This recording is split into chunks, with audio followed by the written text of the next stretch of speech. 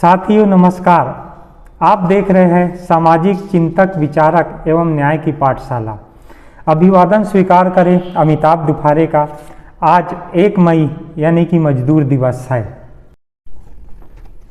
आज हम बात करेंगे भारत को एक मुकम्मल राष्ट्र बनाने वाला दस्तावेज यानी कि भारतीय संविधान की जन्म के 100 साल बाद व परिनिर्माण के 33 वर्ष बाद संविधान बनाने वाले डॉक्टर भीमराव अंबेडकर जी को भारत रत्न से सम्मानित किया गया। आज न्याय, समता व सम्मान एवं हक के लिए लड़ते हुए हर तबके के जन आंदोलनों का एक अगुवा नायक बनकर डॉक्टर अंबेडकर उभरते जा रहे हैं।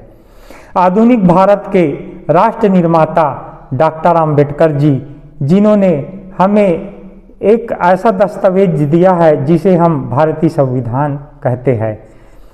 हम बात करें मजदूरों की, किसानों की, तो क्या श्रमिकों के नेता के तौर पर डॉक्टर अंबेडकर को ट्रेड यूनियन में याद किया जाता है। काम के घंटे घटाकर 8 घंटे करना हो या मानवीय सुविधाओं व गरिमा की साथ काम करना हो तथा इनके लिए सवाल उठाना हो, तो डॉक्टर अंबेडकर ने सबसे पहले मजदूरों के लिए आवाज़ उठाई व उनके लिए कई प्रकार के सवाल किए। वेतन भत्ता हो, ग्रेजुएटी हो, ग्रेड पे हो, तमाम मसलों पर मजदूरों को हक दिलाना हो तो डॉक्टर अंबेडकर सबके अगुवा बनकर सामने आए। लेबर प्रोटेक्शन एक्ट की बात हो, एम्प्लॉयमेंट एक्सचेंज की बात हो या सैद्धांतिक तौर पर एक विमर्श को खड़ा करना हो, भारत में श्रम का ही नहीं श्रमिकों का भी विभाजन है। अनुच्छेद 41 कहता है कि हर नागरिकों को काम का अधिकार होगा। बेरोजगारी, बुढ़ापा, असमर्थता में भी सरकार सबकी जवाबदारी लेगी तथा प्रौढ़ शिक्षा, जैसे कि कई बुजुर्ग हो जाते हैं जो पढ़े लिखे नहीं होते, तो उन्हें साक्षर करने के लिए, साक्षर करके शिक्षित करने के लिए जो शिक्षा दी जाती है उसे प्रौढ़ शिक्षा कहते हैं। इसका भी अधिकार श्रमिकों को होगा। ये सब अनुच्छेद 41 हमको अधिकार देता है। अब आते हैं हम अनुच्छेद 42 पर, न्याय संगत मनुचित दशा। ये अनुच्छेद 42 जो है विशेषकर महिलाओं के लिए इसमें प्रावधान दिया गया है, क्योंकि न्याय संगत जब महिलाएं गर्भवती हो जाती है तो उसे प्रसूति अवकाश मिले, प्रसूति अवकाश उसका अधिकार हो।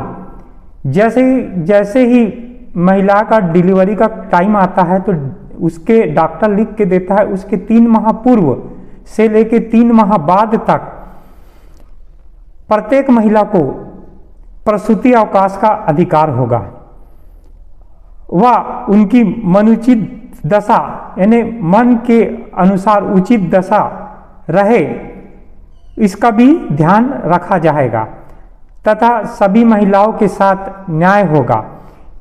ये अनुच्छेद 42 सभी महिलाओं को हक व अधिकार देता है।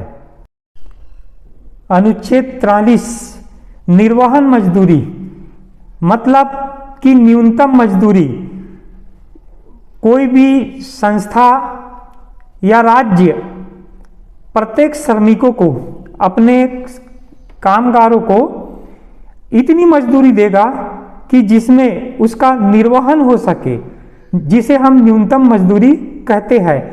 जैसे कि आज कई जगह पर, कई संस्थाओं में इसका दुरुपयोग किया जा रहा है। जैसे कि कई प्राइवेट स्कूलों में 3000 से लेकर 5000 तक ही वेतन दिया जाता है और उनसे 8-8 घंटे काम लिया जाता है, तो ये न्यूनतम मजदूरी नहीं हुई।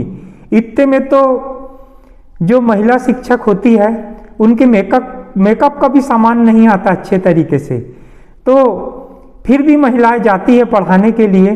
ये सोचती है कि चलो कुछ नहीं कर रहे, उससे तो अच्छा है कि 3,000 में ही हम अपना काम कर ले और अपना मेकअप का भी इंतजाम कर ले। लेकिन ये सही नहीं है। और यदि निर्वहन मजदूरी यानी उचित मजदूरी नहीं मिलती तो इसके खिलाफ आवाज़ उठाना चाहिए। और हम आवाज़ उठाने के लिए विभिन्न प्रकार के जो शिक्षा अधिकारी कार्यालय होते हैं, एसडीएम कार्यालय होते हैं, वहाँ पर हम अर्जी दे सकते हैं। अनुच्छेद 43 का बोलता है कि हर संस्था या फैक्ट्री में जो फैसले लिए जाते हैं, जो डिसीजन लिए जाते हैं, उनमें कामगारों की भी भागीदारी होना चाहिए। तो उसी के लिए ही कई प्रकार की यूनियन वगैरह बनाए जाते हैं और उन यूनियन के माध्यमों से जो भी फैक्ट्री डिसीजन लेती है, जो संस्था डिसीजन लेती है, तो उस यूनियन को और संघ को भी शामिल करना पड़ता है। तो ये कामगारों की भागीदारी का अधिकार हमको संविधान का अनुच्छेद 43 का देता है। इसके बाद आता है संविधान का में अनुच्छेद 43 का, वो बोलता है सहकारी समिति। सहकारी समिति का मतलब ये होता है कि लोकल नागरिकों की समिति बनाकर कार्य करना। सरकार नियम व नीति तो बना देती है, लेकिन उसको क्रियान्वयन कराने के लिए, उसको लागू करवाने के लिए जो लोकल नागरिक होते हैं उनकी भागीदारी बहुत जरूरी होती है।